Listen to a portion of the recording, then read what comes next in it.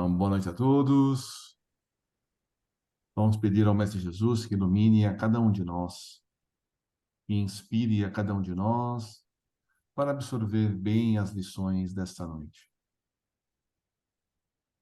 E nós possamos entender as leis que regem todo o universo.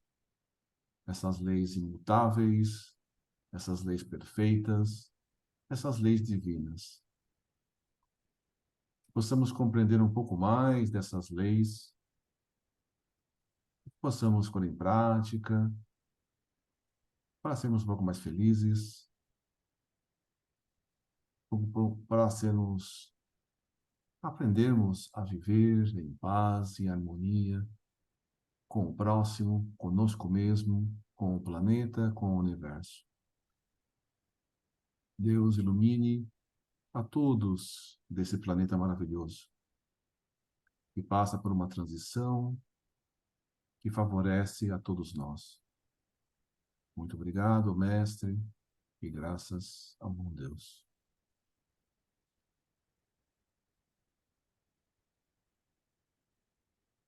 O Evangelho foi aberto no capítulo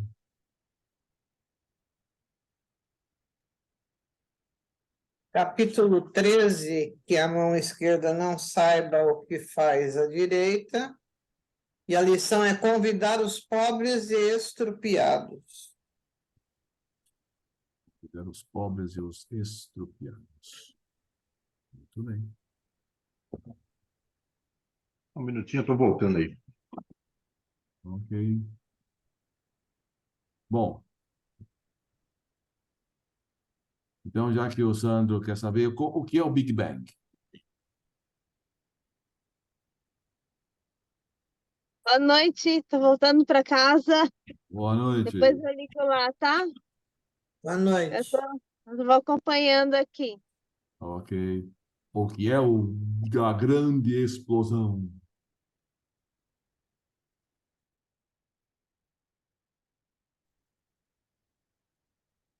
Ele perguntou para você, Sandro. Ah, você perguntou para mim? Não, para todos. A teoria que estava reinante, a mais aceita dentre outros, que essa não é a única, em que haveria uma concentração, é indeterminado que haveria o antes, né? Porque ninguém sabe, mas que teria ocorrido um ponto crítico e, de fato, de uma explosão, que aí gerou-se toda a matéria do universo. E aí, por meio desta explosão e da disseminação dessa matéria, ela começou a se condensar nas estrelas, e as estrelas, por sua vez, se organizarem por forças gravitacionais das galáxias. E a observação é que todas essas galáxias, tal como uma explosão de um fogo de artifício, que tem aquela expansão, todas elas, ainda no momento, são observáveis que elas se expandem. E daí vem a teoria do universo em expansão. Sônia, se por acaso um professor te joga uma caneta e a caneta te bate do lado direito, você vai olhar para o lado esquerdo? Quem jogou?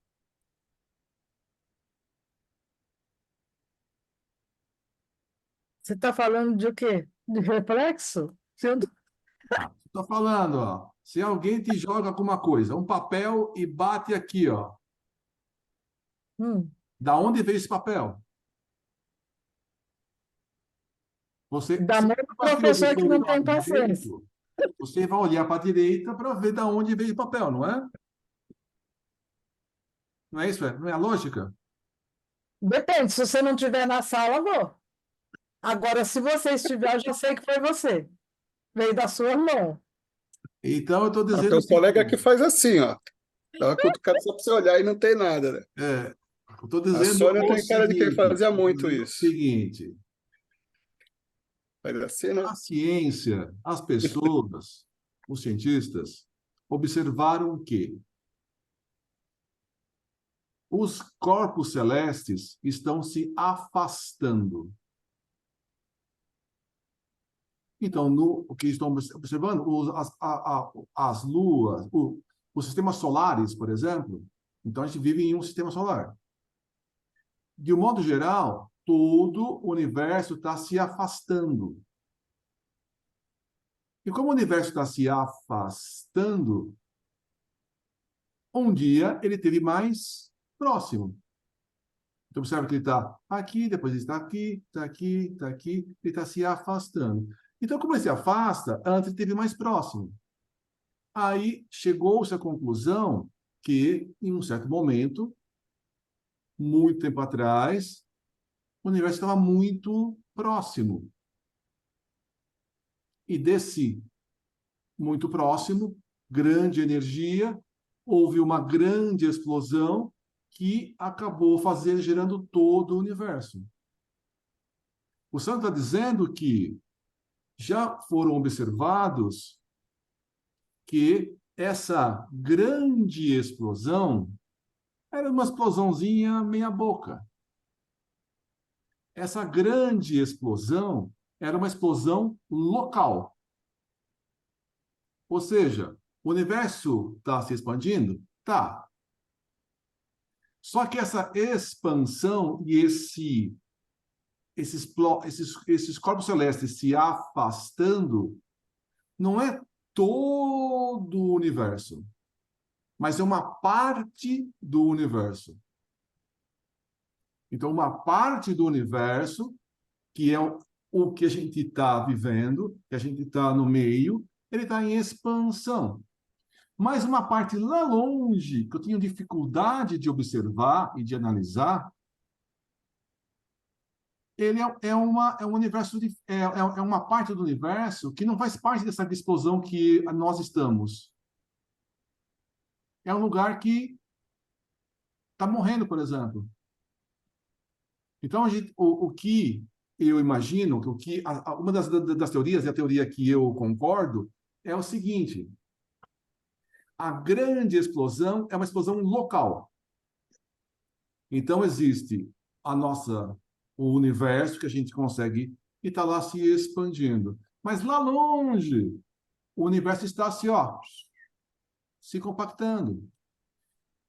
Uma parte do universo, a nossa estrela, por exemplo, o Sol, é uma estrela jovem.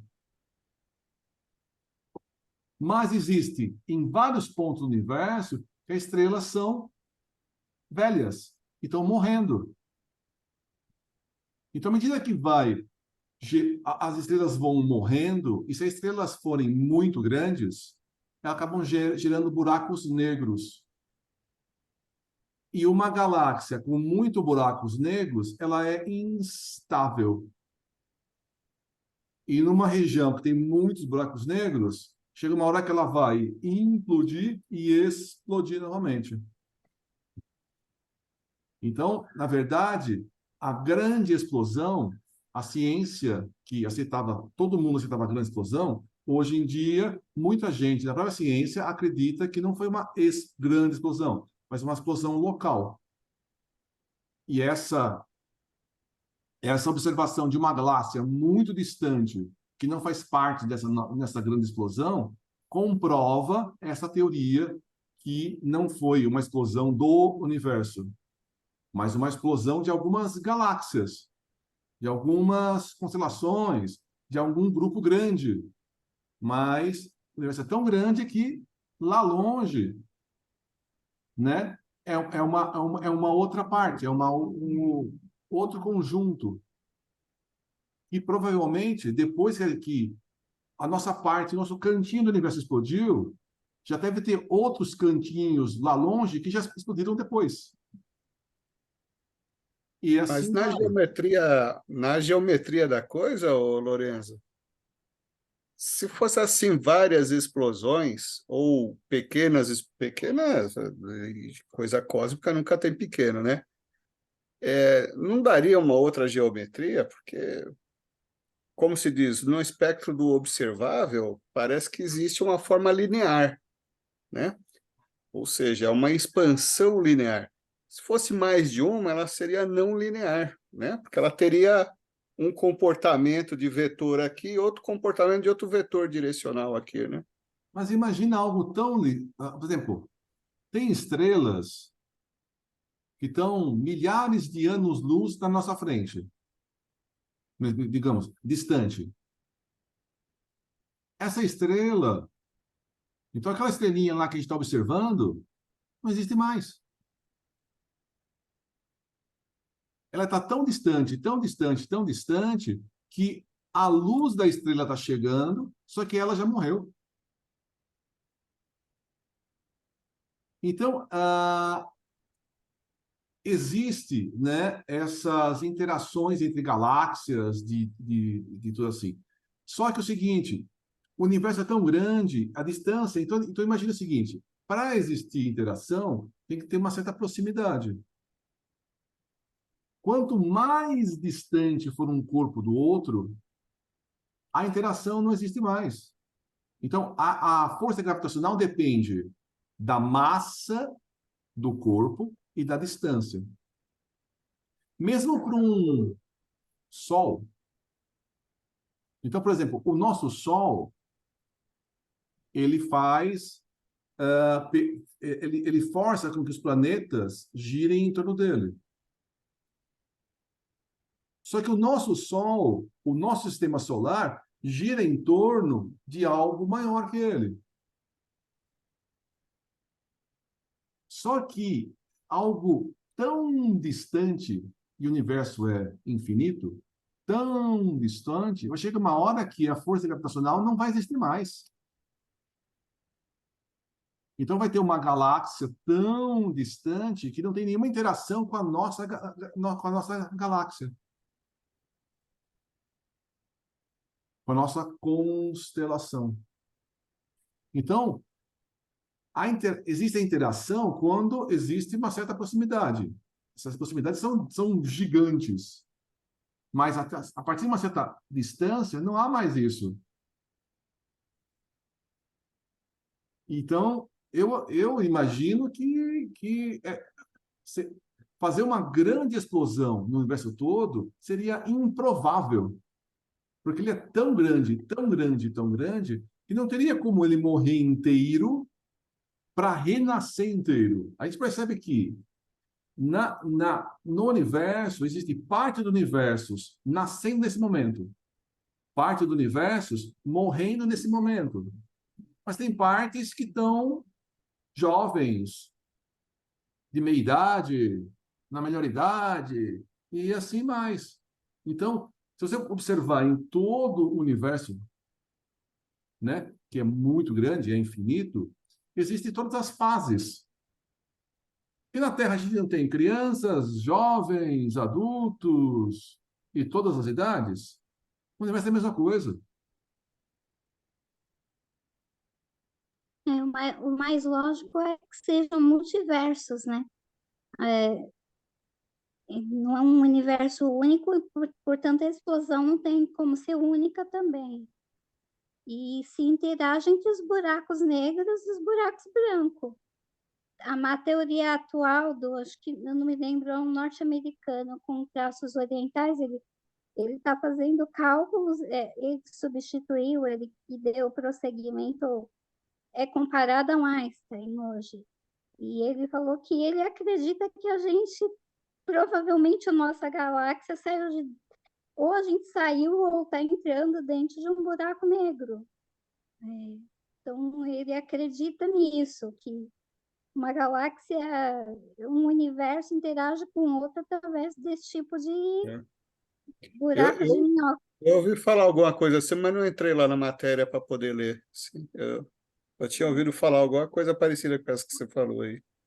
A discussão maior deles atualmente é que, assim, eles acreditavam que, da nossa ponto de vista que a gente tem da nossa galáxia, a explosão que geraria ela, que deu a teoria do Big Bang, caiu por terra, porque tem, como você falou, como o Sandro disse, alguns corpos celestes muito gigantescos, né? Galáxias mesmo. A galáxia...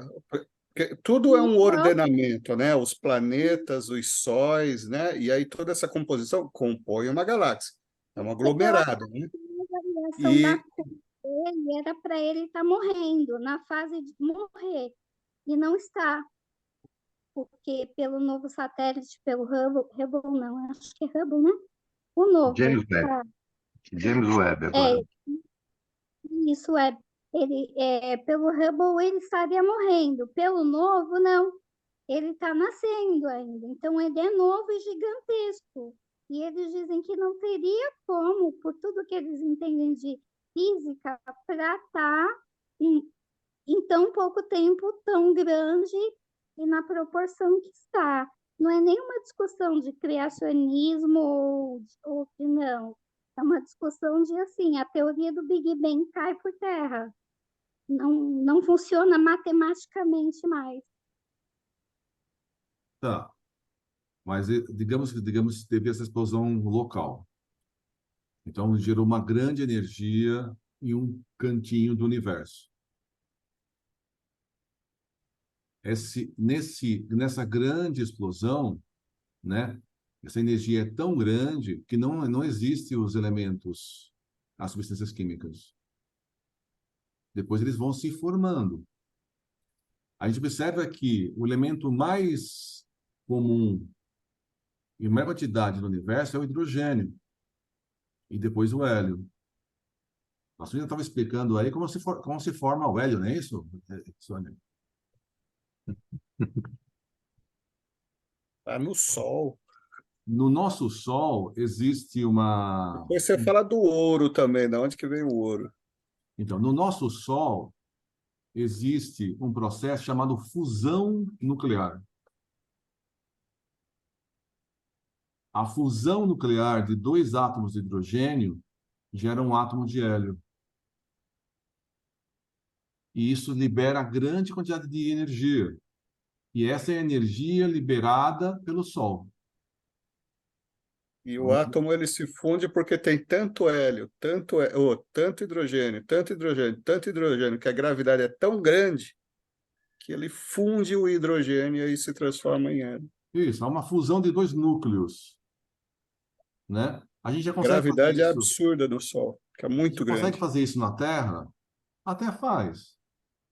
Mas a gente não consegue estabilizar isso. A gente ainda não está conseguindo fazer com que essa energia, né? Dois átomos de hidrogênio se transformem em um átomo de hélio e gerem energia de forma estável, de forma controlada. Quando a gente conseguir fazer isso, a gente não vai ter mais problemas de energia. Porque essa energia é praticamente inesgotável. Reator de fusão. Posso só fazer uma pergunta? Que eu li uma vez, o ouro é, da, é resultado de uma supernova, é isso mesmo? Bom, vamos lá. A partir, a partir da fusão, A né? última pergunta, que o É. Celso ele já está incomodado lá, que Da a gente não fusão, Não, começou. é que tem que falar. Acho que nem todo mundo sabe o que é supernova, tem que explicar o que é, né? então, no Fica aí a Sol, supernova. então lá, forma o hélio. Depois da formação do hélio, pode formar o lítio e os próximos elementos da tabela periódica. Então, vários elementos da própria tabela periódica, vários elementos que existem no universo, começam a formação no próprio Sol. Aí, à medida que vai passando o tempo, nessa grande explosão e tudo mais, acabam se formando outros elementos. Por exemplo, os alquimistas tentavam transformar chumbo em ouro. É possível? Transformar chumbo em ouro? É. Não precisa da pedra filosofal, não. Mas é possível transformar chumbo em ouro. A natureza faz isso. Eu não sei fazer, mas a natureza faz. Por quê? As mesmas partículas. Por exemplo, a Sônia adora brincar de Lego, não é? Então ela pega lá, forma uma boneca, depois ela desmonta, forma um carrinho, desmonta, forma um foguete, desmonta, forma uma casinha. Com as mesmas peças de Lego, você forma um monte de coisa. Todos os elementos do universo são formados pelas mesmas partículas. Então, se eu desmontar e montar de novo, o chumbo vira ouro. A gente ainda não sabe, não consegue fazer isso no laboratório. Mas no laboratório da natureza, isso é feito.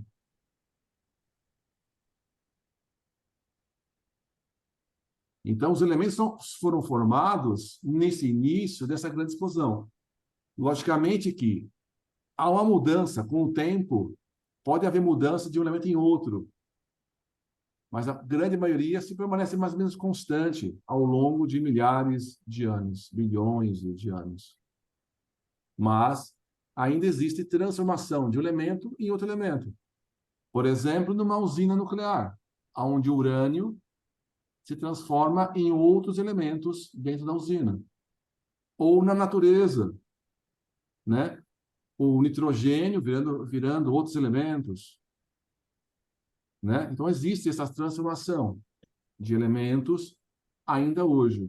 Mas muitos elementos se formaram lá para trás. Agora, eu não sei se eu não lembro se o ouro se forma na supernova.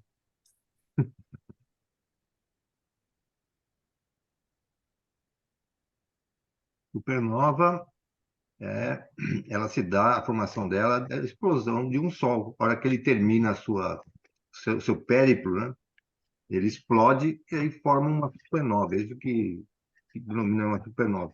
Daí tem a necessidade que você pode, através da supernova, formar a poeira estelar, que passa a pertencer às nebulosas. E dentro da nebulosa, que tem gás também, começa a se formar as novas estrelas.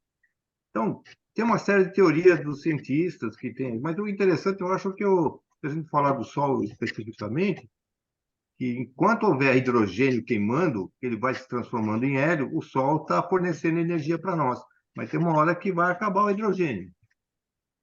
Só que na medida, como o Rolando diz, na medida que você forma hidrogênio, forma hélio, o hélio forma outros elementos químicos, que na verdade é o seguinte, né? Você vai formando elementos químicos cada vez mais pesados, né? Porque até chegar no carbono, no oxigênio e tal, vai chegar no ferro. E na última explosão, dizem os cientistas que se forma o urânio, que é o mais pesado de todos eles, né? Isso aí explode, né? Isso vira uma poeira estelar. Então, quando forma-se um novo Sol, ele vai atrair essa poeira e vão se formar os planetas, porque eles vão começar a se agregar. Daí, aí quem é que controla tudo isso, né? Aí entra aquela que a Sônia falou da última vez. Eu sempre acreditei no fluido cósmico, quem é que manipula. É só ler aquele livro lá, Entre Dois Mundos, lá do André Luiz, ele lá tem as dicas, né? Como é que o princípio inteligente e o princípio material se formam, eles têm uma dica muito grande. Aliás, né, a palavra Gênese, eu falei para vocês, né, quer dizer em grego, no princípio, né? E olha só, Deus, o princípio inteligente e o princípio material. É a Gênese espiritual e tem a Gênese material, né? Tem as duas coisas aí. E aí, com tudo isso daí, né, esses elementos estão sendo formados e a gente, na verdade, é uma reunião de uma poeira cósmica de explosão de sóis e tal que se formou e que os espíritos, os engenheiros siderais acabaram manipulando isso para juntar e formar a Terra e outros elementos aí. Por isso que a gente tem tudo quanto é a tabela química aqui no planeta, né? E aí, e aí tem interferência espiritual dos engenheiros químicos. Aí fica uma questão que assim, mais do lado espiritual, né? E Deus, ele não forma coisas prontas, não, né? Não forma. Deus faz, e que ele forma é semente. Ele não manda coisa pronta, não. Ele forma semente. Coisa nasce do pequeno mesmo, né? Então, se vocês falarem assim, se a gente vai atrás do hélio, como é que se forma o hidrogênio? Né? Aí os cientistas hoje dizem alguma coisa, eu não sei se isso é verdade ou não, mas aí ele começa a juntar lá os quarks com os gluons, que é uma matéria muito menor que o átomo de hidrogênio, que é formado, né? Da onde vem tudo isso? Não sabe, a gente ainda não tem ainda esse expertise assim para a gente dizer. Mas acontece que tudo isso vai se formando aos poucos, né? E, devagarzinho o mundo vai. Agora, tantas coisas que eles falam também é que o Luiz estava falando da expansão, né? Mas o universo está em expansão, diz, né? E diz que essa expansão, a velocidade dele é maior do que a luz. Ou seja, se a gente pegar um foguete na velocidade da luz, a gente não consegue chegar até o final ali porque o universo está expandindo mais do que essa velocidade aí, anos-luz. Então, tudo isso para a gente acreditar que é uma coisa tão complexa e ao mesmo tempo tão linda que a gente começa a ver. Agora, então, eu pergunto assim para você: nós estamos estudando a Gênese, né? A Gênese na ponto de vista espírita, né? Para que serve para nós a gente saber disso? Eu queria perguntar, a gente conhecendo essas coisas, o que vai preencher em vocês, em nós, que vai deixar a gente melhor? Qual que é a motivação da gente conhecer tudo isso, né? Alguém sabe responder aí? Eu só sei que a escada é grande. E é mesmo. Não tem só 14 degraus, né? De Jacó, né? Tem Ô, mais. rapaz, eu não vou contar a quantidade de degrau, não. Basta eu subir um hoje, outro amanhã e vamos subir, mas não vou contar, não. Não, é por incrível que pareça, né? Eu acho que quando a gente sabe como a gente tem uma ideia, mesmo que seja ainda não totalmente real, né? Verdadeira, mas ela vai dando ela vai preenchendo dentro da nossa alma, do nosso conhecimento, né? Vai dando força para a gente, né? Saber que tudo isso daí, né? É controlado por alguém, né? E que a gente não está palha do universo, ao contrário, nós estamos sendo atraídos para essa luz de conhecimento, né? Do qual nós um dia vamos fazer parte do crescimento desse universo, né? Pelo mundo espiritual. Um dia, depois de muitos milhares e milhões de anos, né, nós vamos ser. A gente vai se tornar um engenheirinho, né, sideral, aí. Ou Fazer uma então, luazinha, né? Começar fazer uma fazendo uma rodinha, né, lua, fazer uma brincadeira, aí, fazer o fazer um pulinho lá. asteroide. Não, deixa que esse asteroide eu faço. Então, então, o que importa é isso, que existe uma presença de Deus constante nessa criação, né? A gente, tá, infelizmente, a gente tem uma visão muito materialista disso, né? E que por trás disso. Então, por isso que é bom ler O Caminho da Luz, né? Lá o Emmanuel dá umas dicas boas. Esse outro livro, Entre Dois Mundos, as dicas do André Luiz são, assim, espetaculares, né? Principalmente com relação à formação do corpo, sabe? Ele busca perispírito, com corpo mental, com corpo espiritual. É um negócio assim maravilhoso, né? Desde que a gente se propõe a estudar e a pesquisar, né?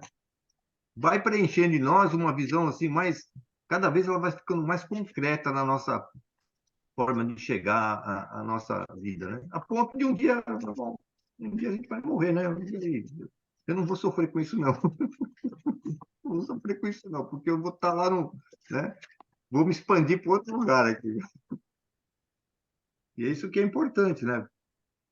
Saber essas coisas aqui, para a gente não ignorar, não precisa, não dá para saber tudo, mas pelo menos a gente não ignora, né, sobre essas questões, né? Para saber que é tudo lindo e tá tudo certinho no seu lugar.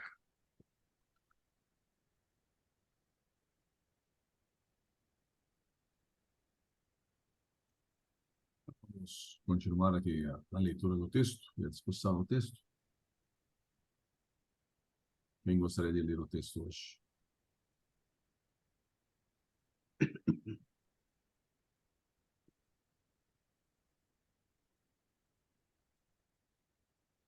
Você quer que eu leia?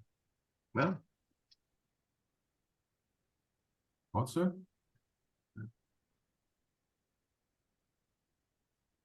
Então, só complementando, né? O Kardec deu, essa é uma introdução, na verdade, aqui, né? Ele fala sobre, ele fez uma série de questões e está tentando preencher as questões que ele fez lá no início, né? A gente conversava antes, né? Que o Livro dos Espíritos é um livro de perguntas, né? Para ir atrás das respostas.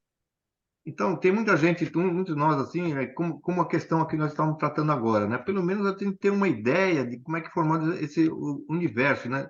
E não vai no achismo, né? A gente fala, bom, agora o cientista dá uma ideia disso, a gente tem talvez uma conclusão pessoal, mas pelo menos a gente vai preenchendo as nossas questões, né?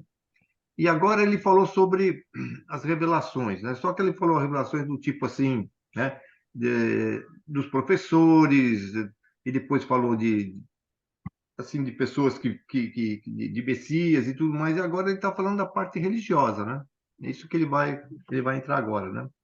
Para que a gente expanda mais assim o conhecimento, né? Então, assim, ó, no sentido especial da fé religiosa, a revelação se diz mais particularmente das coisas espirituais, que o homem não pode descobrir por meio da inteligência. Olha só, hein? Nem com auxílio dos sentidos. Quer dizer, eu, com inteligência, mesmo no mundo material, não dá para chegar lá como a gente gostaria, né?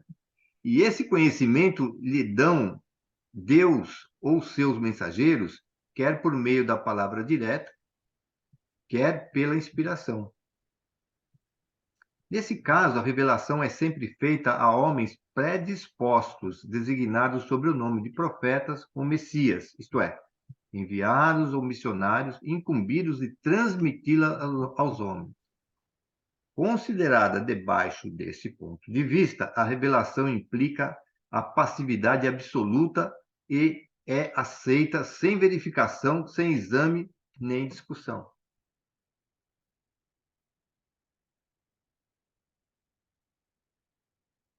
Todas as religiões tiveram seus reveladores, e estes, embora longe estivessem de conhecer toda a verdade, tinham uma razão de ser providencial, porque eram apropriados ao tempo e ao meio em que viviam, ao caráter particular dos povos a quem falavam e aos quais eram relativamente superiores.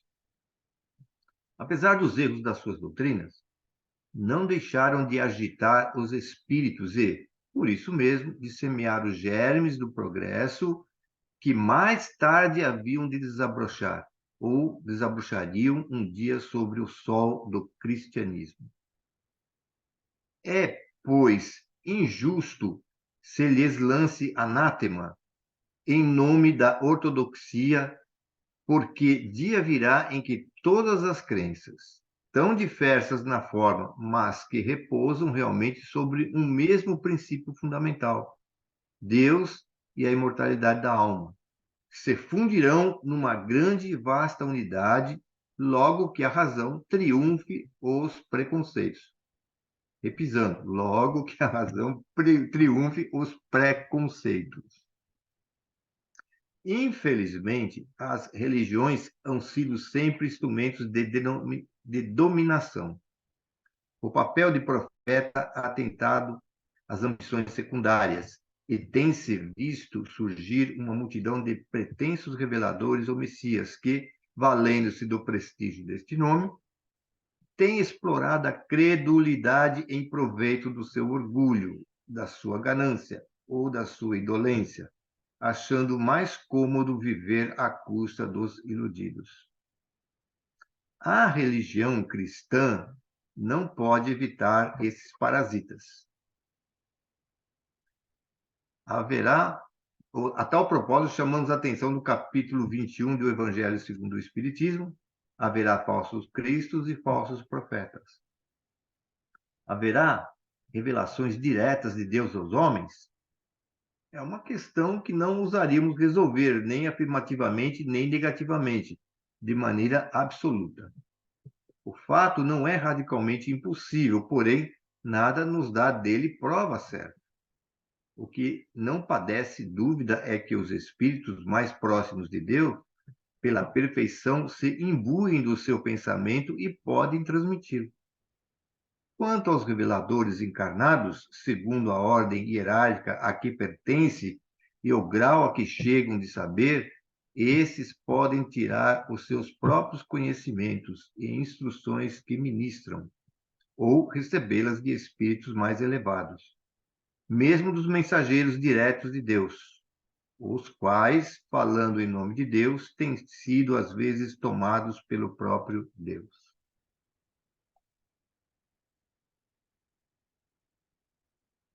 As comunicações deste gênero nada têm de estranho para quem conhece os fenômenos espíritas e a maneira pela qual se estabelece as relações entre os encarnados e os desencarnados.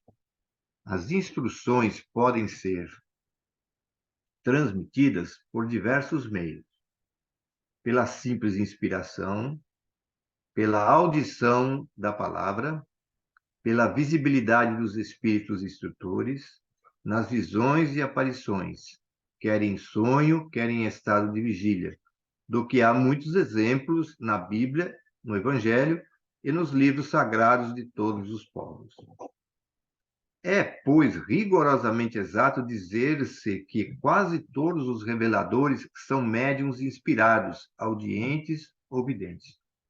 Daí, entretanto, não se deve concluir que todos os médiuns sejam reveladores, nem ainda menos intermediários diretos da divindade ou de seus mensageiros. Só os espíritos puros recebem a palavra de Deus com a missão de transmiti-la. Mas sabe-se hoje que nem todos os espíritos são perfeitos e que existem muitos que se apresentam sob falsas aparências, o que levou João a dizer: não acrediteis em todos os espíritos. Vede antes se os espíritos são de Deus. Na primeira epístola, versículo 4, de 4 ao capítulo 4, versículo 1. Pode, pois, haver revelações sérias e verdadeiras como as apócrifas e mentirosas? O caráter essencial da revelação divina é o da eterna verdade. Da eterna verdade. Toda revelação evada de erros ou sujeita a modificação não pode emanar de Deus.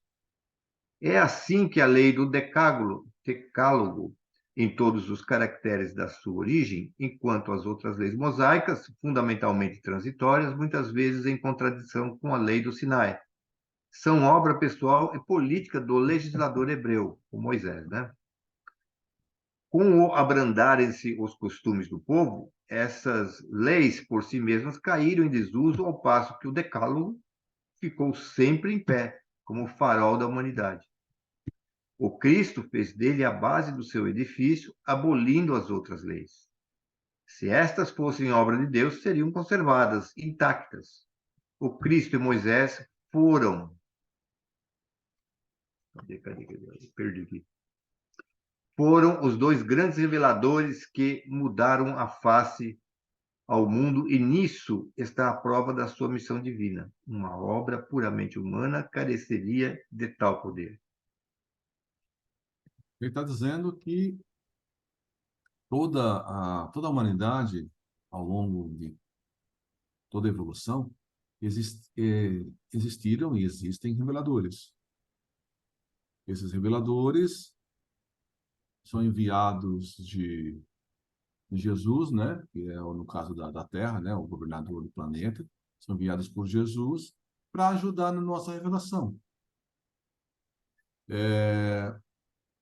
Então, a parte religiosa tem sempre alguém que vem falar sobre o assunto e vem trazer para a gente sobre o assunto. Então, por exemplo, Buda foi enviado de Jesus. Moisés foi enviado de Jesus.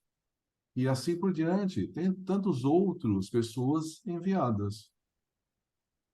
Agora, as pessoas acabam ensinando, né?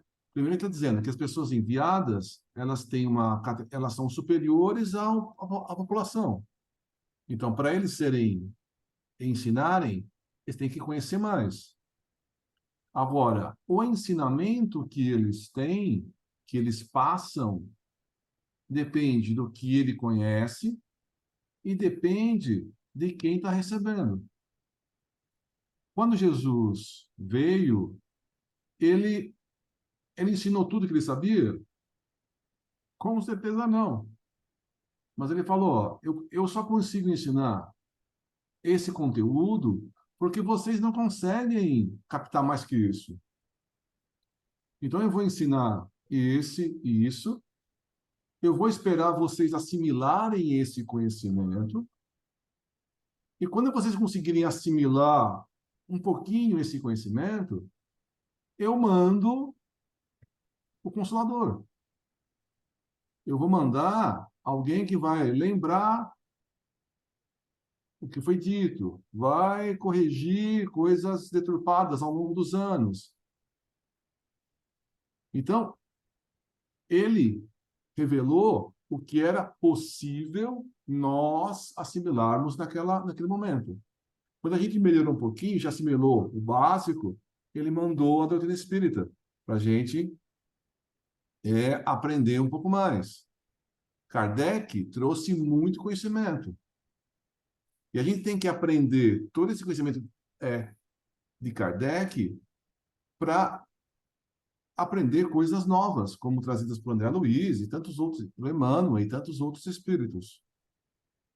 Agora, e Moisés? Moisés fez alguma coisa de útil?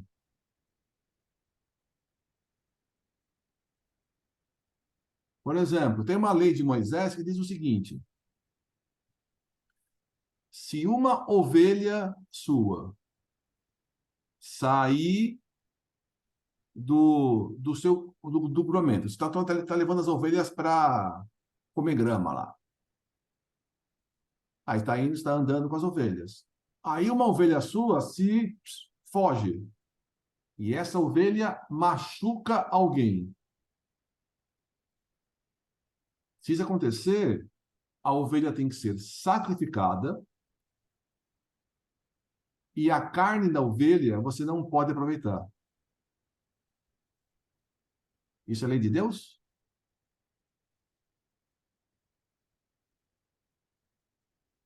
Isso é uma lei civil. É um tipo de punição, é uma lei civil que, se uma ovelha sua machuca alguém, você vai perder a ovelha. E como você vive disso, você perder a ovelha e não pode nem se aproveitar dela, matar, tudo bem, eu mato, mas eu vou lá e como a carne. Não, não, eu mato e não posso aproveitar nada. É uma punição forte para você. Como eu sei que isso pode acontecer, o que eu vou fazer? Eu não vou deixar a ovelha ferir ninguém. Eu vou tomar cuidado para que as minhas ovelhas andem e eu não perca e eu não vai machucar ninguém. Então, como diz o texto, boa parte das leis de Moisés são leis civis, Código Civil. E o Código Civil, ele muda o tempo todo. O Código Civil reflete a humanidade. Então, o Código Civil nosso reflete a nossa sociedade. E à medida que vai passando os tempos, as leis vão se modificando. Então, se as leis se modificam, não podem ser de Deus, porque as leis de Deus são imutáveis, elas não se alteram. Por isso que o texto diz que os 10 mandamentos são leis de Deus, porque são leis que Moisés falou, trouxe as leis e é válida ainda hoje. Aí Jesus ainda condensou as 10 em 2 leis, né? Amar ao Deus sobre todas as coisas e ao próximo como a si mesmo. Então ele já pegou as 10 e condensou em 2. Mas são leis de Deus, porque ainda válidas. Não matarás, não roubarás e tudo mais, as coisas. Então são leis que ainda são válidas. Aí ele diz que, por exemplo, Moisés. Quem passou a mensagem para Moisés? Foi Deus?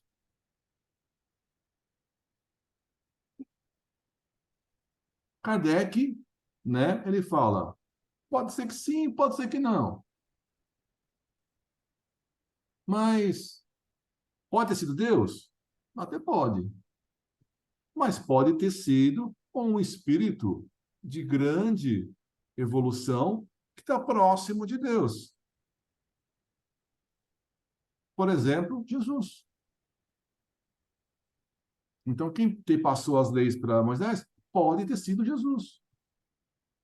Ou até um espírito que Jesus mandou.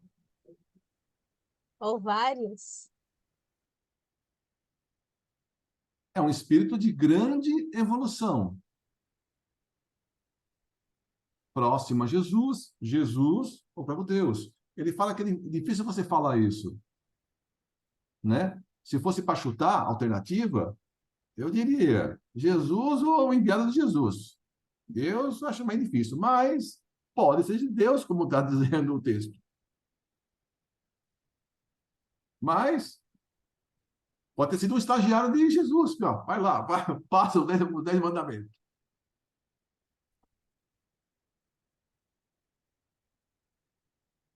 Então, à medida que vai passando, então isso vai acontecendo, os reveladores, né, vão passando as leis divinas para todos os povos.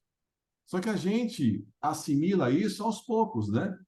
Mesmo que veio Jesus e passou um monte de conhecimento. E a gente não entendeu muito bem o que Jesus falou, a gente distorceu muitas coisas que Jesus falou, né? Aí teve que vir de novo um grande grupo de espíritos e colocar, né? Explicar o que Jesus falou, lembrar o que Jesus falou e detalhar, né? Muitas coisas que ele disse. E a partir de agora, cada vez mais, vai sendo cada vez mais reveladas as coisas.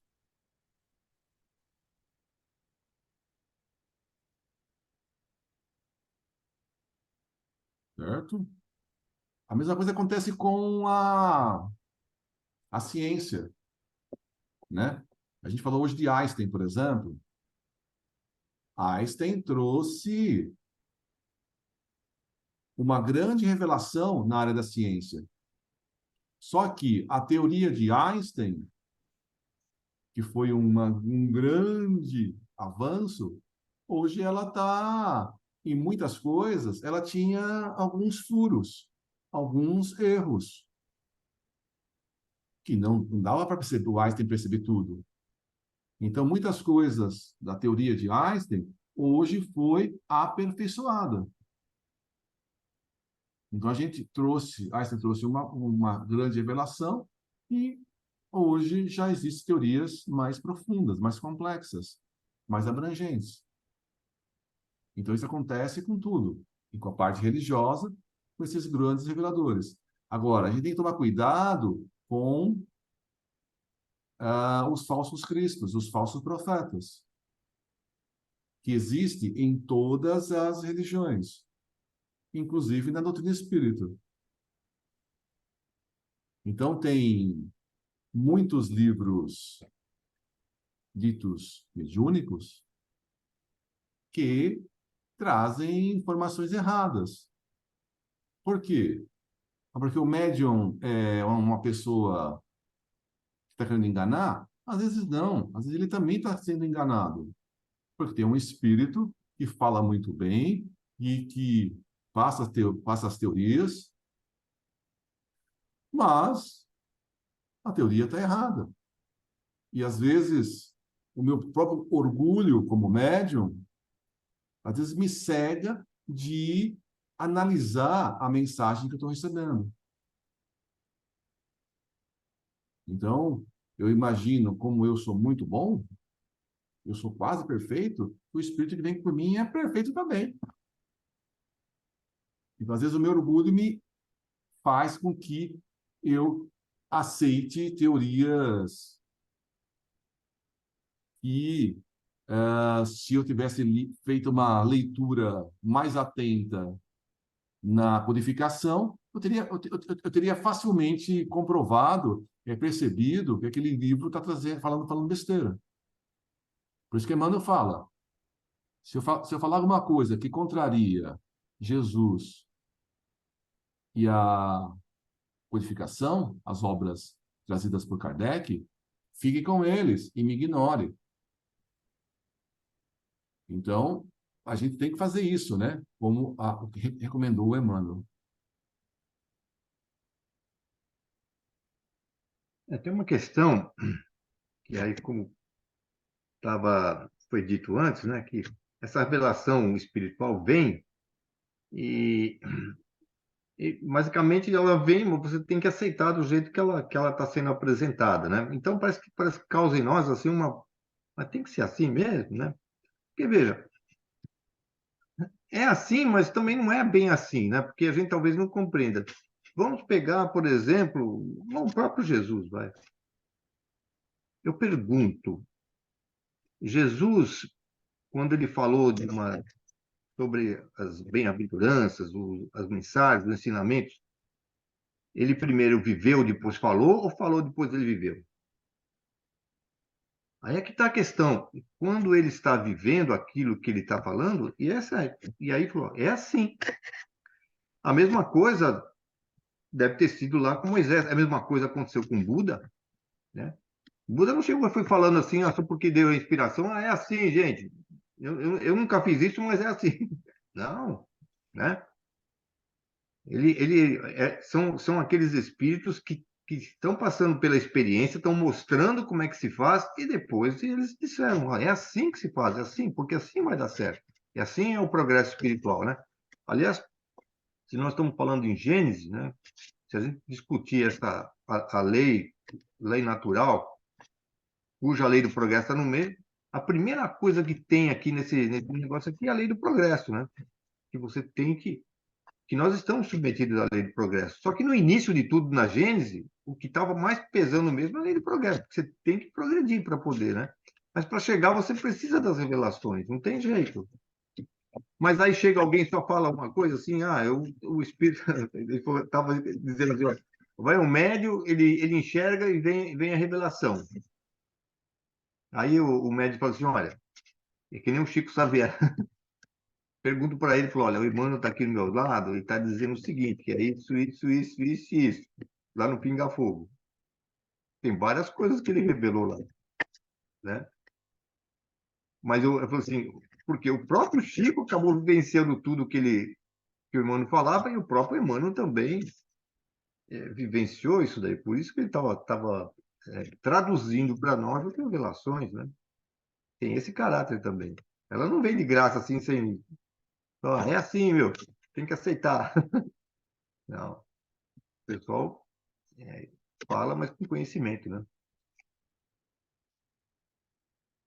É isso aqui, então. A importante revelação se opera na época atual e mostra a possibilidade de nos comunicarmos com os seres do mundo espiritual. Não é novo, sem dúvida, esse conhecimento, mas ficará até os nossos dias, de certo modo, como letra morta, isto é, sem proveito para a humanidade. A ignorância das leis que regem essas relações estava abafada sobre a superstição. O homem era incapaz de tirar daí qualquer dedução salutar. Estava reservado à nossa época desembaraçá-las dos acessórios ridículos, compreender-lhes o alcance e fazer surgir delas a luz destinada a clarear o caminho do futuro. O Espiritismo, dando-nos a conhecer o mundo invisível que nos cerca e no meio no qual vivíamos sem o suspeitarmos, assim como as leis que regem suas relações com o mundo visível, a natureza e o estado dos seres que o habitam e, por conseguinte, o destino do homem depois da morte. É uma verdadeira revelação na acepção científica da palavra. Por sua natureza, a revelação espírita tem duplo caráter. Participa ao mesmo tempo da revelação divina e da revelação científica.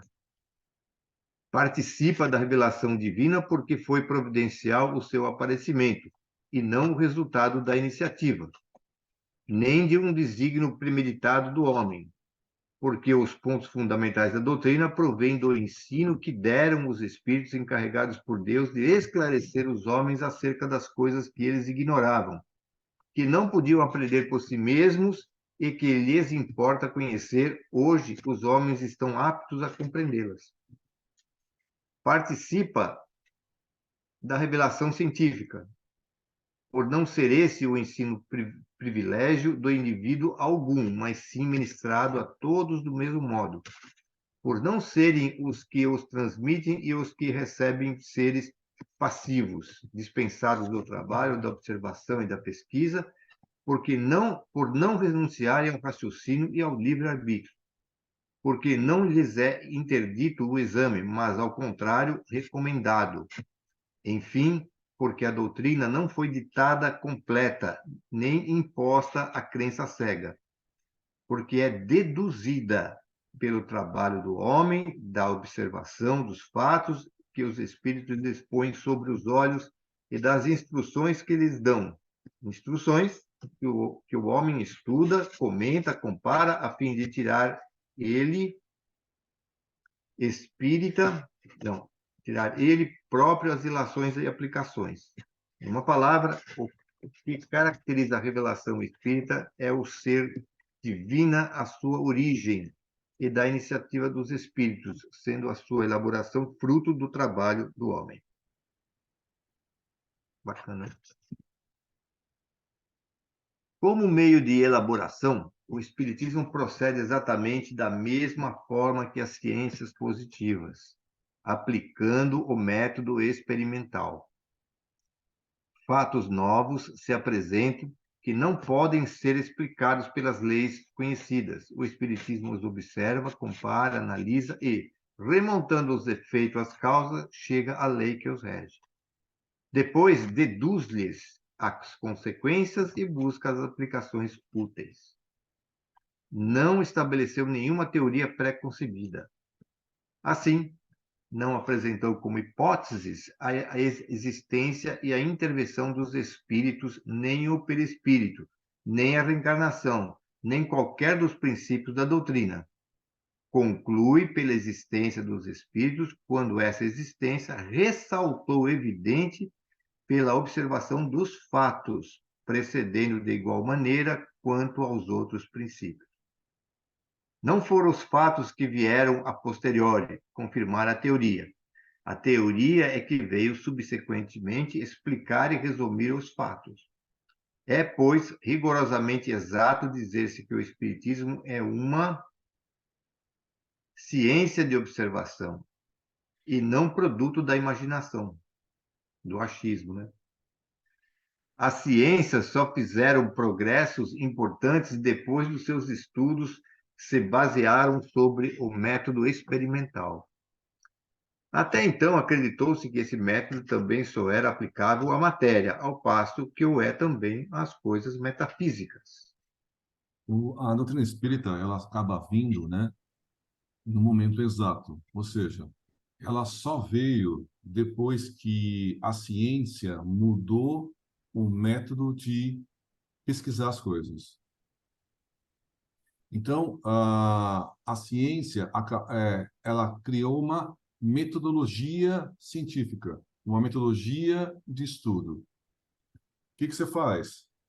Você programa, faz um experimento e observa o que você está enxergando.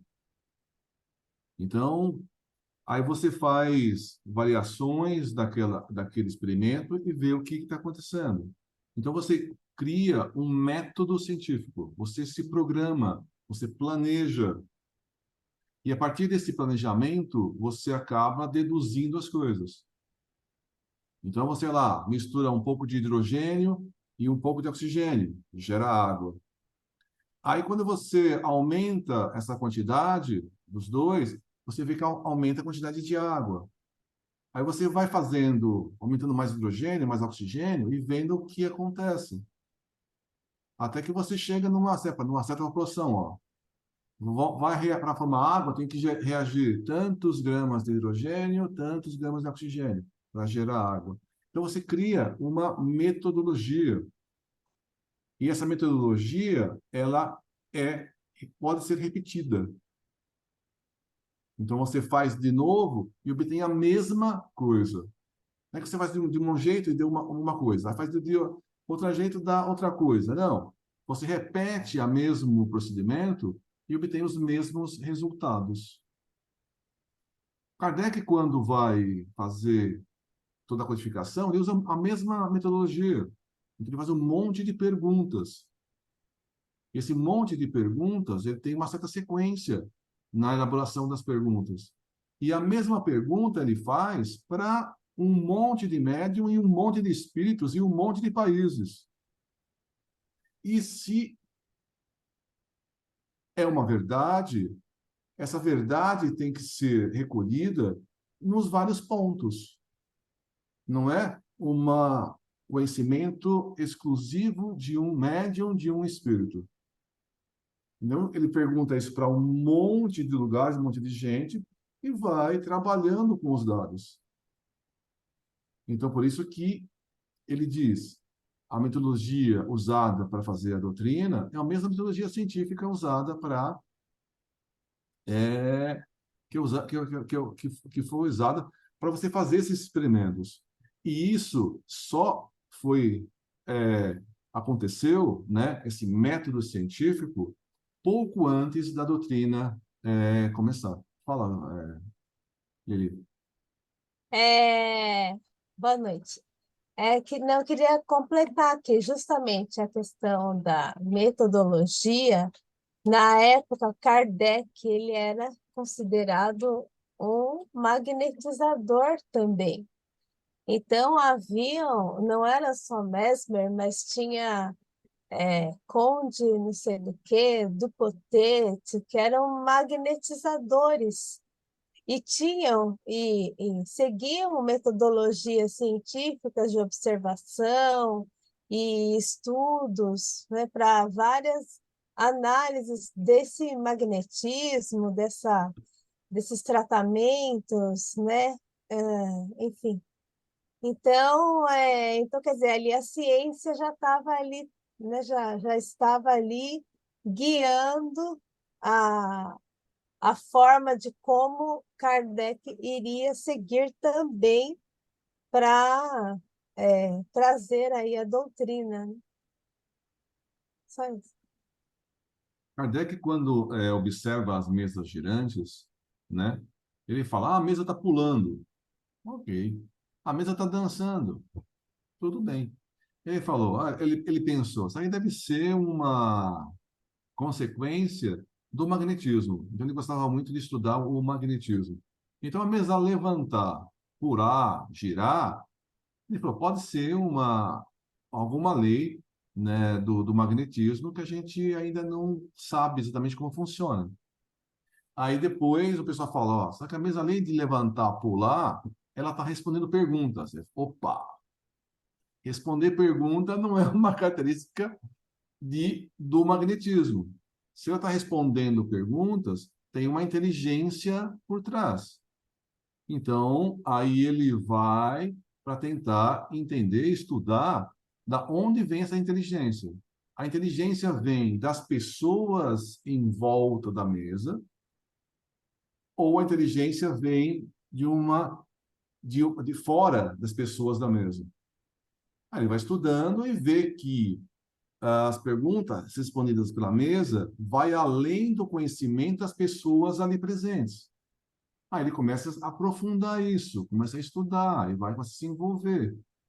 Mas ele não vem com como ele diz aqui, ele não vem com uma coisa definida, não vem com uma teoria definida, porque tem muita gente que vem com uma teoria definida e faz experimentos para provar a teoria dele. Que é um absurdo. Você tem que experimentar, ter os dados experimentais, e a partir dos dados experimentais, você chegar na teoria. Outro dia, alguns anos atrás, teve uma multidão, uma passeata lá na Paulista. Aí uma pessoa foi fazer uma pesquisa entre as pessoas que estavam, né, lá, ali naquela multidão fazendo aquela manifestação. Aí ele perguntou, uma das perguntas que ele fez: você é a favor da escola gratuita? Aí a maioria das pessoas falou: sim, eu sou a favor da escola gratuita. Aí ele concluiu: é todo mundo comunista. Como assim? A pessoa pode falar: eu sou a favor da escola gratuita, mas eu posso defender o comunismo, o capitalismo, qualquer coisa. Não preciso ser. Só porque eu defendo a escola pública, eu sou comunista.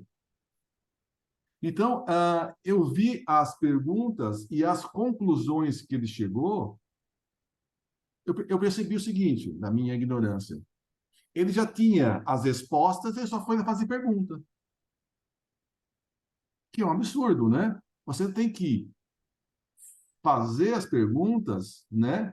Sem critérios. Então, sem critério não, sem saber a resposta. Você tem que analisar a resposta e fazer como Kardec fez. Faz um monte de pergunta, né? Que nem o Haroldo fala. Adão e Eva foi o primeiro homem na Terra, o primeiro casal na Terra? Aí os Espíritos respondem: não foi o primeiro nem o único. Ah, tá. Adão. Foi o primeiro homem? Não foi o primeiro nem o único. Aí, ok. Aí ele pergunta: em época viveu Adão? Aí o Haroldo fala: mas ele tá doido, esse filho da paz. Ele acabei de falar para ele que o Adão nem existiu. Ele pergunta: em que época viveu Adão?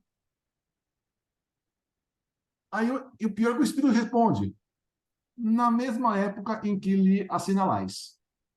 Aí fala: a vida. Aí, em cima das. Ele vai perguntando, né? Vai perguntando. Então, assim, Adão não foi o primeiro nem o único, mas a raça adâmica é a raça que a gente está. Então, mais ou menos na época que a gente assinalou, é a raça adâmica, né? Então, mas a Kardec não estava perguntando e falando: Adão existe, fim de papo, e já era um conceito. Não, ele perguntou, depois foi perguntando e foi chegando nas conclusões, sem ter uma ideia. Então, ele está dizendo que a reencarnação, espírito, perispírito, todos esses conhecimentos, não era conhecimento, não era uma coisa, não era um dogma. São conhecimentos que foram gerados a partir das respostas e dos fatos observados.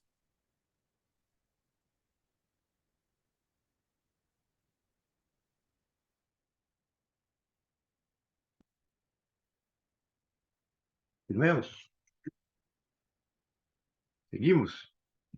Se temos um exemplo, passa-se no mundo dos espíritos um fato muito singular, de que seguramente ninguém houvera suspeitado, o de haver espíritos que se não consideram mortos. Pois bem, quer dizer, o cara nem sabe que morreu, né? Tá tudo.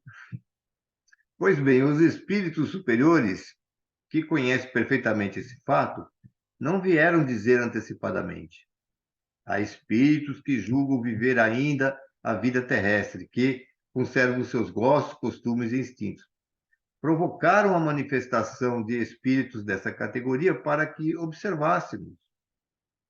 Tendo-se visto espíritos incertos quanto ao seu estado, ou afirmando ainda serem deste mundo, julgando-se aplicados às suas ocupações ordinárias, deduziu-se a regra. A multiplicidade de fatos análogos demonstrou que o caso não era excepcional, que constituía uma das fases da vida espírita. Pode-se, então, estudar todas as variedades e as causas de tão singular ilusão. Reconhecer que tal situação é, sobretudo, própria dos espíritos, pouco adiantados moralmente, e peculiar a certos gêneros de morte, que é temporária, podendo toda a vida durar semanas, meses e anos. Foi assim que a teoria nasceu da observação. O mesmo se deu com relação a todos os outros princípios da doutrina. Assim como a ciência propriamente dita tem por objeto o estudo das leis do princípio material, o objeto especial do espiritismo é o conhecimento das leis do princípio espiritual. Ora, como este último princípio é uma das forças da natureza a reagir incessantemente sobre o princípio material, e reciprocamente, segue-se que o conhecimento de um não pode estar completo sem o conhecimento do outro. O espiritismo e a ciência se completam reciprocamente. A ciência, sem o espiritismo, se acha na impossibilidade de explicar certos fenômenos só pelas leis da matéria. Ao espiritismo, sem a ciência, faltaria apoio e comprovação. O estudo das leis da matéria tinham que preceder ao da espiritualidade, porque a matéria é que primeiro fere os sentidos. Se o espiritismo tivesse vindo antes das descobertas científicas, teria abortado, como tudo quanto surge antes do tempo. Todas as ciências se encadeiam e sucedem numa ordem racional. Nascem umas das outras à proporção que acha o ponto de apoio das ideias e conhecimentos anteriores. A astronomia, uma das primeiras cultivadas, conservou os erros da infância, até o momento em que a física veio revelar a lei das forças de agentes naturais.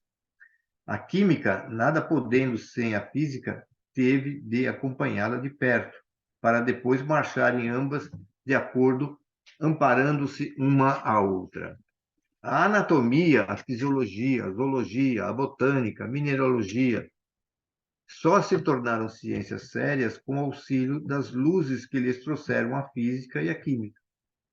A geologia, nascida ontem sem astronomia, a física, a química e todas as outras teriam faltado elementos de vitalidade.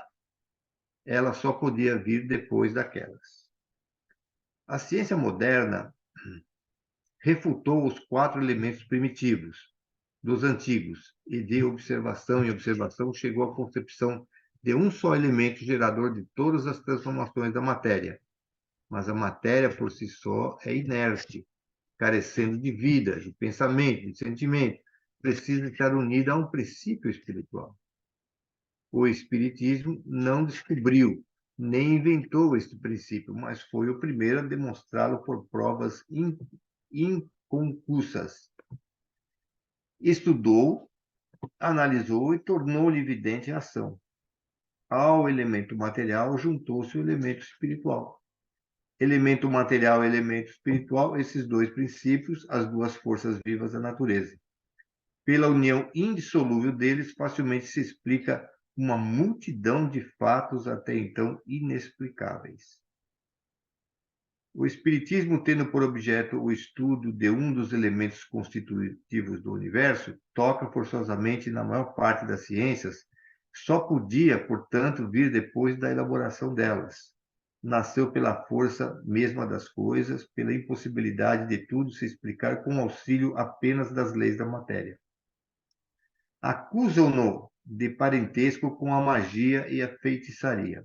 Porém, esquecem que a astronomia tem por irmã mais velha a astrologia judiciária, ainda não muito distante de nós, que a química é filha da alquimia, com a qual nenhum homem sensato ousaria hoje ocupar-se. Ninguém nega, entretanto, que a astrologia e na alquimia estivesse o germe das verdades de quem saíram as ciências atuais. Apesar das suas ridículas fórmulas, a alquimia encaminhou a descoberta dos corpos simples e a lei das afinidades. A astrologia se apoiava na posição e no movimento dos astros que ela estudara, mas, na ignorância das verdadeiras leis que regem o mecanismo do universo, os astros eram, para o vulgo, seres misteriosos aos quais a superstição atribuía uma influência moral e um sentido revelador. Quando Galileu Newton e Kepler tornaram conhecidas essas leis quando o telescópio rasgou o véu e mergulhou nas profundezas do espaço, um olhar de algumas criaturas acharam indiscreto. Os planetas apareceram como simples mundos semelhantes ao nosso e todo o castelo de maravilhoso desmoronou. O mesmo se dá com o espiritismo, relativamente à magia e à feitiçaria, que se apoiavam também na manifestação dos espíritos, como a astrologia no movimento dos astros. Mas, ignorantes das leis que regem o mundo espiritual, a magia e a feitiçaria misturavam nessas relações espirituais práticas e crenças ridículas, com as quais o moderno espiritismo, fruto da experiência e da observação, acabou. Certamente, a distância que separa o espiritismo da magia e da feitiçaria é maior do que existe entre a astronomia e a astrologia. A química e a alquimia. Confundi-las é provar que nenhuma se sabe patavina.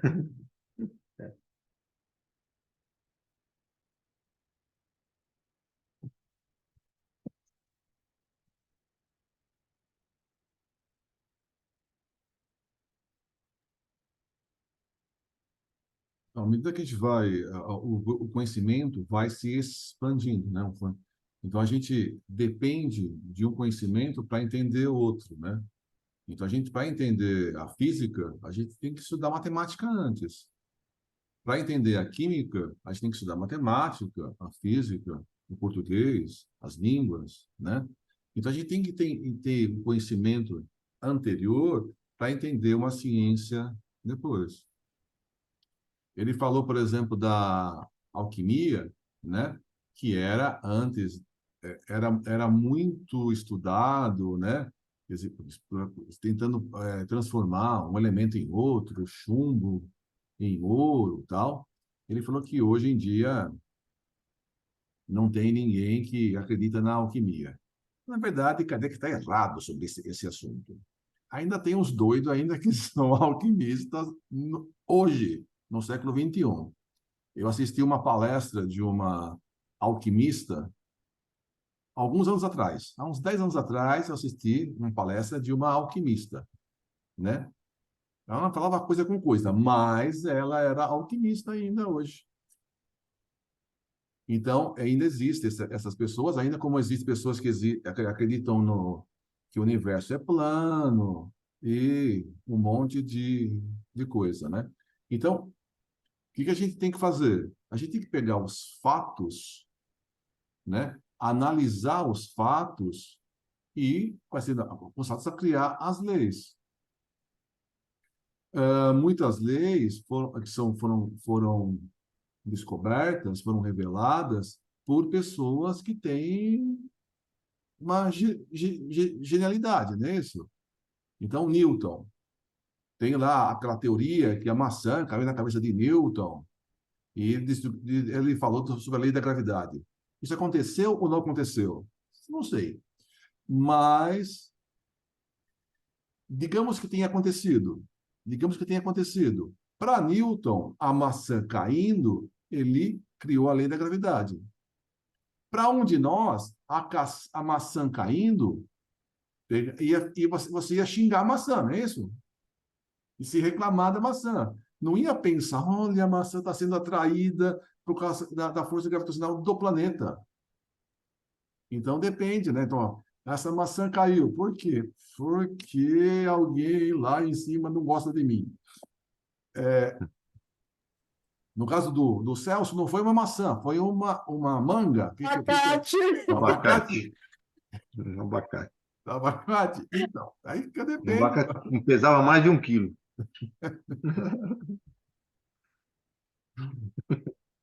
Então, depende se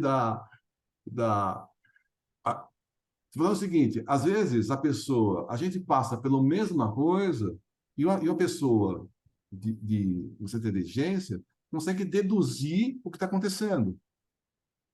E uma pessoa mais simples nem percebe o que está acontecendo, não percebe a lei, não tira uma informação.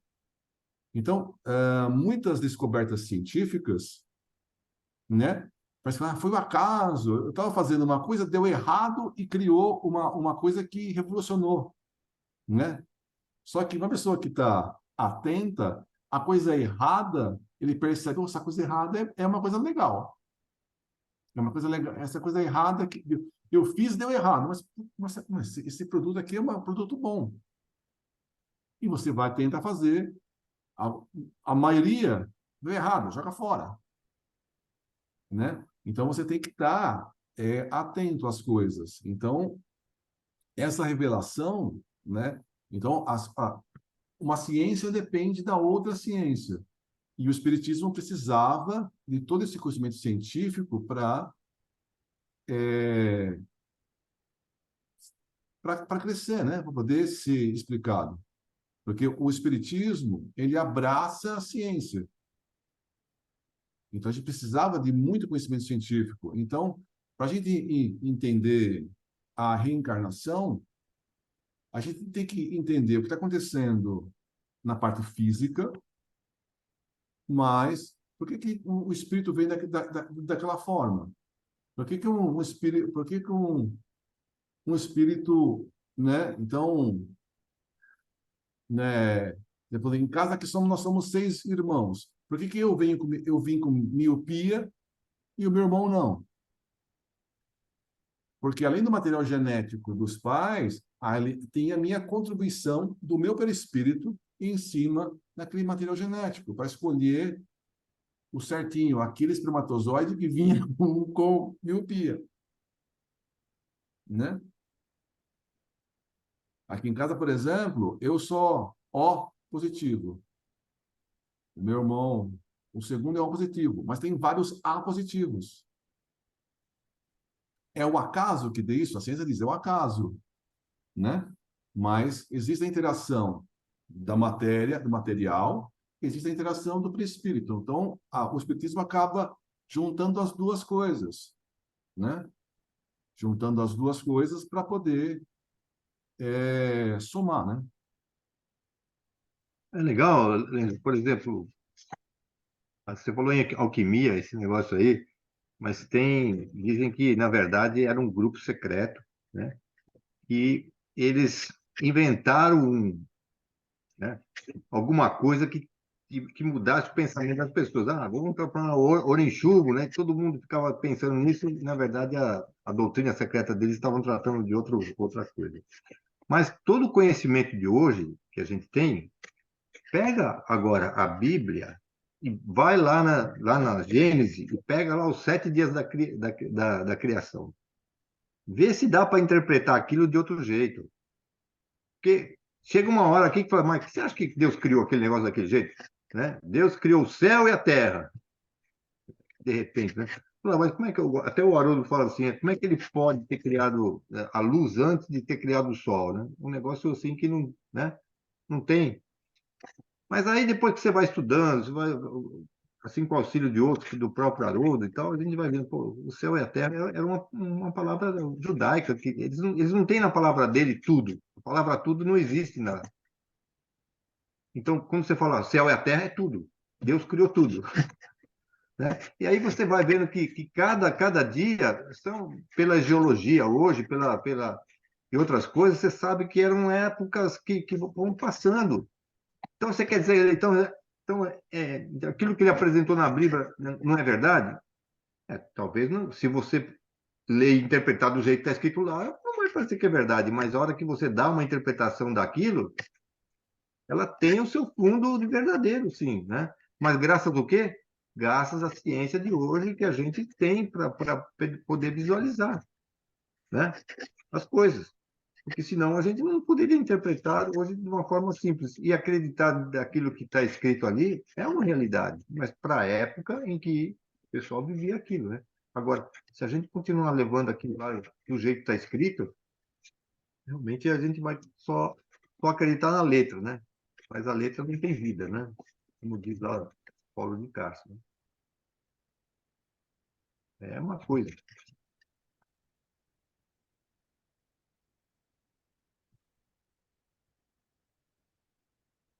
Muito bom.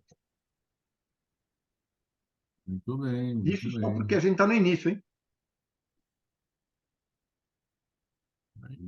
Na introdução. Ainda nem começamos, mas você xingou o abacate. Né? Aí depois eu perdoei ele. Comi ele. Comi o abacate. Comeu bem bastante. Não, porque é assim, aqui o pessoal, deixa eu só explicar para quem não sabe, né? O pessoal vinha aqui no sítio porque a gente tinha começado a Casa da Esperança, né? E a cada tanto de vezes a gente vinha aqui para fazer as reuniões aqui tudo. Então vinha todo o pessoal, vinha um montão de gente de Osasco, né? E aí tinha o sítio, aí na época tinha as frutas. E a época e aí naquela época estavam os abacates aqui. Tinha um pé de abacate aqui do lado da casa da Luísa, né? Que é o caseiro, né? E aquele abacate bem macio, né? Aquela casca lisinha, tudo. Aí o que aconteceu? O pessoal foi lá e pegar, né? Aí, quando eu chego, depois que o pessoal voltou aqui, começou a pegar os abacates e tudo, a Miriam falou assim, ó, leva o abacate pro meu pai. Eu falei, tá bom, vou lá pegar. Mas quando eu cheguei lá para pegar, o pessoal pegou todos os abacates da parte de baixo, só desceu o abacate da parte de cima. Rapaz, aí para mim pegar a parte de cima, eu falei assim, eu tenho que. Como é que eu vou ter que pegar o barão? E ainda com pressa, eu comecei a chacoalhar o abacateiro, né? Mas estava tudo cheio de folha. Aí não percebi que o abacate lá em cima despencou lá do galho. Mas veio no meio das folhas, assim, pimba, bem na minha cara, assim, pau! Ai, que horror. Aí eu comecei a pensar assim, a quem eu vou ter que perdoar, né? Ao meu sogro que pediu abacate, esse pessoal que pegou todos os abacates aqui de baixo. Eu comecei a pensar assim, né? Falei, ué, eu tenho que perdoar alguém. Ou eu vou descontar nesse abacate mesmo aqui. Né? Ai, gente. Muito bom. Lembrei da lei da gravidade, tudo, do Newton. Do Newton, né? É porque o Newton, a lei estava aqui, a lei de Newton, né? O lei de Newton estava aqui. Podia ser pior, podia ser a jaca, né? Já pensou? Ia. Por isso que depois eu agradeci, por ser um abacate só. Tá vendo? É. Graças a Deus, Senhor, graças a Deus, que é um abacate. Podia ter sido a jaca. Ai, o Santo não ia estar contando, Sandra. Não, Para nós, se você, olha, eu sei que não tem muita gente que não sabe fazer cálculo disso, mas se você pegar um abacate que está a uns 5, 6 metros de altura, e aí você calcular o peso dele, depois da lei da gravidade, Peso, aí, quando chegar embaixo, o quilo de Nossa. abacate não é mais 1 quilo na tua boca aqui, não. Passou a ser uns 3 quilos aqui, pimba! Eu fiquei com a boca toda inchada, assim. Tudo bem. Eu morava numa casa antiga, Celso, em Carapicuíba. É. Da Castelo Branco dava para ver o abacateiro. Ele era do lado Nossa. de uma igreja, aquela igreja, tinha ali no centro, né? Tinha uma igreja presbiteriana, uma igreja redonda, não sei se alguém conhece. Minha casa era ali do lado. Como era o prédio, era do ladinho do abacateiro, o pessoal cortou, né? Quem morava lá, quem cortava e podava abacateiro do lado. Cresceu igual um eucalipto, sem brincadeira nenhuma. Ele tinha a altura do eucalipto. Agora, você imagina cair lá daquela altura. Era uma bomba mesmo, era um míssil que vinha, né? Você escutava em 5 segundos ele caindo assim. Pau! É. Pois é. Tudo bem. Então, quem quer fazer a prece de encerramento de hoje?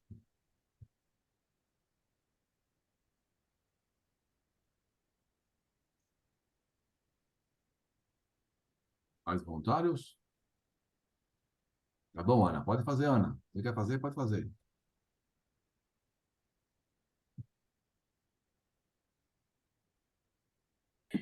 Boa noite, pessoal. A aula de hoje foi maravilhosa. Quanta coisa, quanto esclarecimento. Isso é muito bom, muito bom.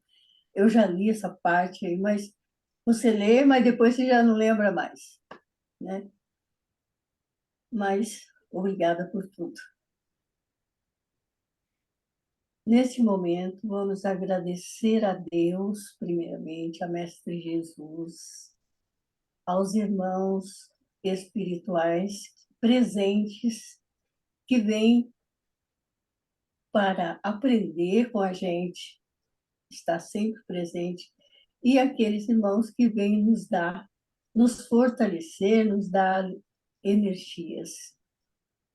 Agradecer também aos nossos anjos de guardas que nos acompanham incansavelmente, nos protegendo e nos dando forças para viver os momentos que, de repente, se tornam difíceis. E eu agradeço por tudo. E quero fazer o Pai Nosso de final, quero dedicar a todos os nossos irmãos do planeta Terra, os irmãos que estão dependentes de auxílio, de luz, de paz e de muito amor. Pai nosso que estais no céu, santificado seja o vosso nome. Venha a nós o vosso reino, seja feita a sua vontade, assim na terra como no céu. O pão nosso de cada dia nos dai hoje. Perdoai as nossas ofensas, assim como nós perdoamos a quem nos tem ofendido. E não nos deixeis cair em tentação, mas livrai-nos, Senhor, de todo mal. Que assim seja, e graças a Deus. Graças a Deus.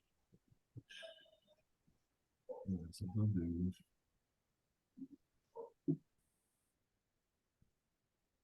Alguém tem uma providência?